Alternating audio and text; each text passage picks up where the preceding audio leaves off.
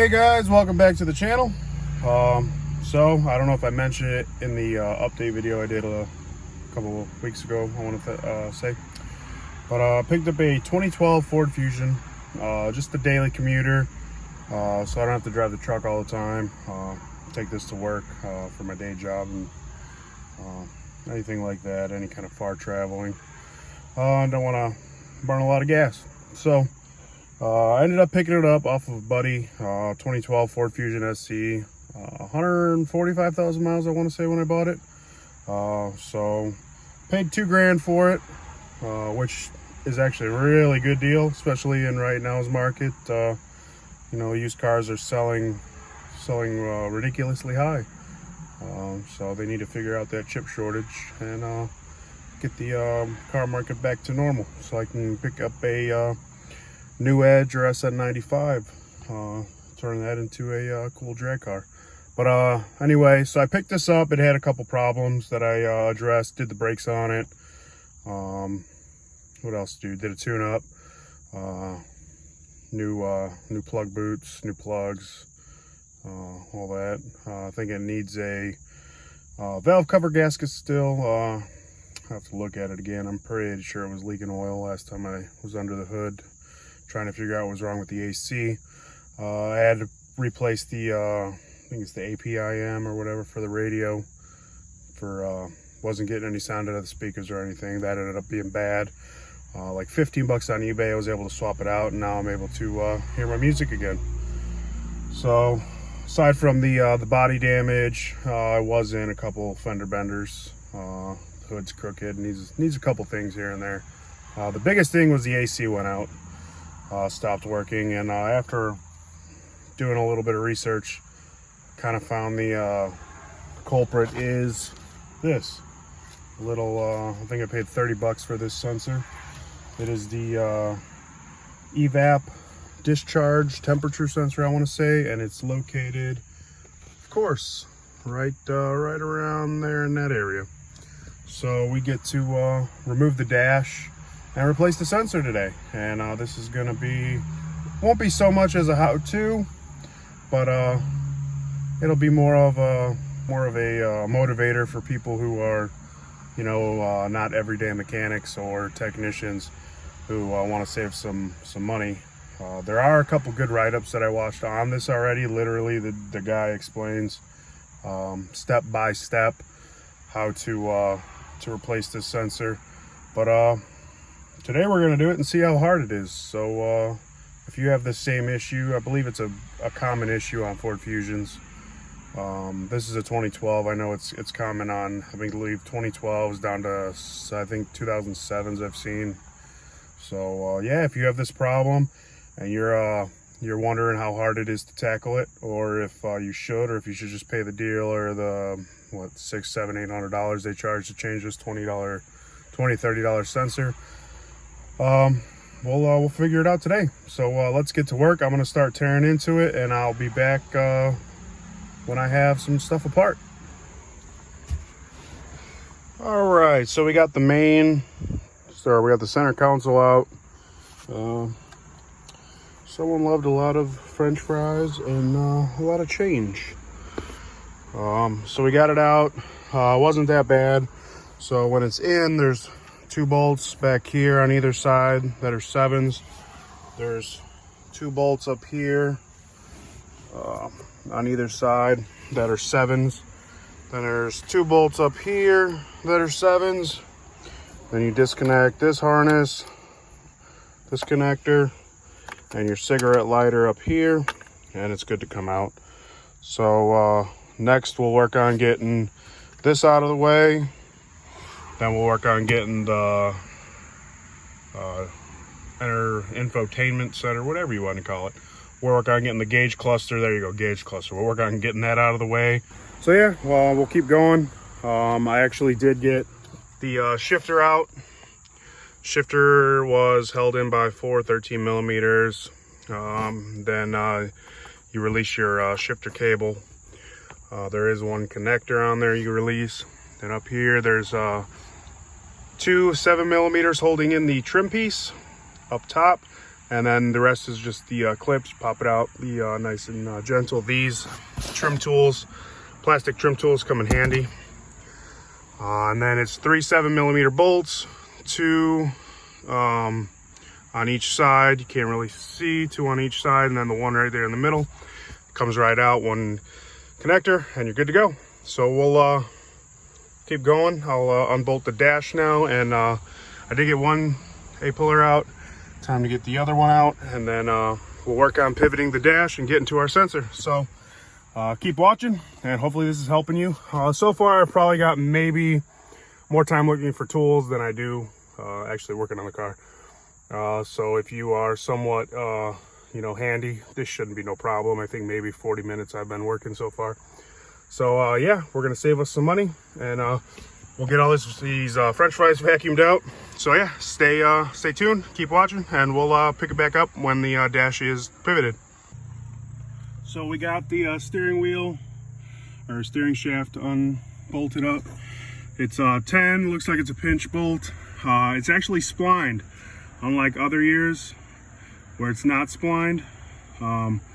This one is splined, so I marked it anyway with a permanent marker to make sure that it lines up when we put it back on.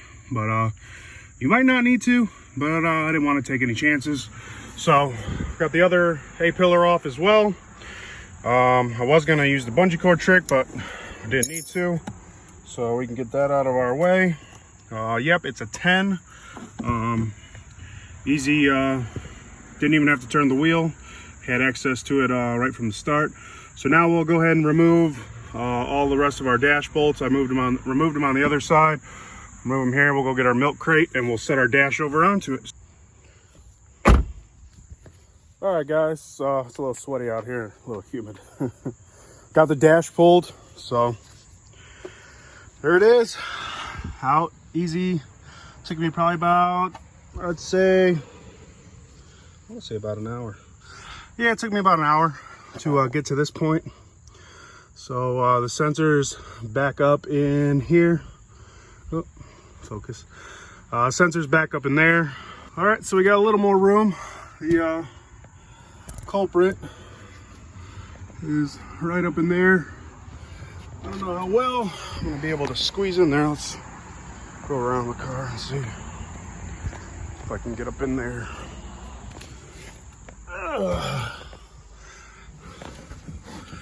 Oh yeah, no. See if I can get you down there. So the I believe if I can see, sensor is right down there. I don't know if I actually got a picture of it, but I'm trying for you.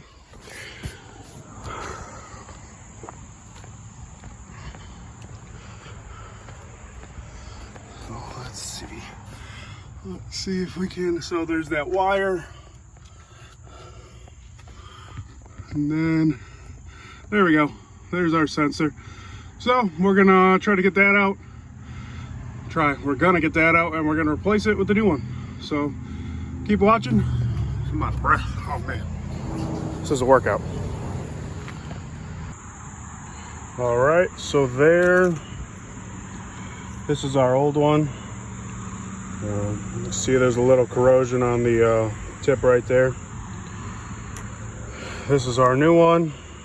Looks just the same, but no corrosion. So yeah, it was a pain in the ass to get out. I ended up taking a pick, prying up on this part right here, so it sits in and in the channels, and then you turn it and this pops over a little retainer piece. So you got to pry this up and then turn it, pop it out. So now we'll throw this one in. I was able to get a little more room. We'll pop this one in, then I'll plug it in, make sure we hear a click, and then we will put it back together and test the AC. So keep watching. Hopefully this is helping so far. So let's keep working. All right. So after a shirt change and we cleaned up, it's all back together. It was a pain in the butt getting these back on. They are held on by like a clip that has a screw in it. You gotta pry it out and then reset it and then jam it back in. But we got it all back together. It wasn't bad. I want to say started on at about 9, finished up at probably about 11:30ish. Wasn't bad.